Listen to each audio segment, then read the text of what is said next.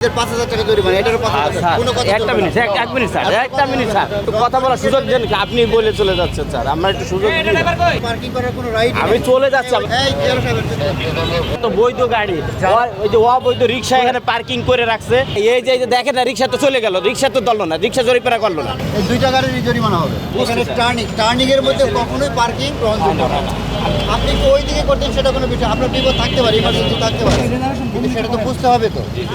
কিন্তু এই টার্নিং এর মধ্যে পার্কিং হয় না না, এই একটা গাড়ি যদি তার মানে গাড়িটা কোন পর্যন্ত আসতে হবে চিন্তা করেন, পার্কিং করতে।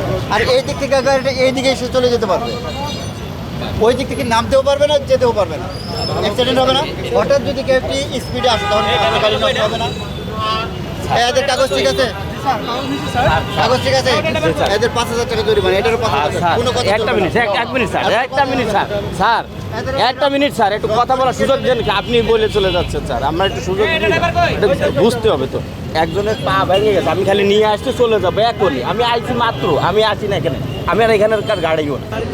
আমি ওনারে বলি উনি চলে আসুক, ওনার পা ভেঙে গেছে, এখানে পার্কিং করার কোনো রাইট আমি চলে যাচ্ছি। আমি জায়গা আছে না, ফাঁকা জায়গা আছে না। আর ওদিকে ওই যে হুন্ডা রাখা ছিল, আরো দুটো গাড়ি ছিল, চলে গেছে স্যার। এই জেলা সাহেব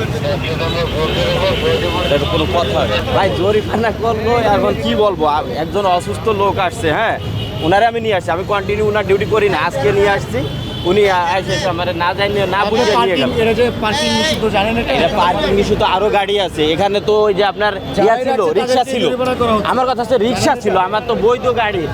ওই যে অবৈধ রিক্সা এখানে পার্কিং করে রাখছে, ওদের কিছু বলে না, শুধু আমাদের সবাইকে। আমার মাথা আছে বিদায়ের জন্য দোষ। যারাই রাখছেন তাদের সবাইকে মামলা। ভাই এই যে দেখেন না, রিক্সা তো চলে গেল, রিক্সা তো ধরলো না, রিক্সা জরিমানা করলো না, রিক্সা জরিমানা করলো না। আমি তো বললাম এরে নিয়ে আসেন, পরে করতেছি। আমি কথা বলবো না। সরকারি কাজে বাধা দিচ্ছ, সরকারি কাজে বাধা দিচ্ছ।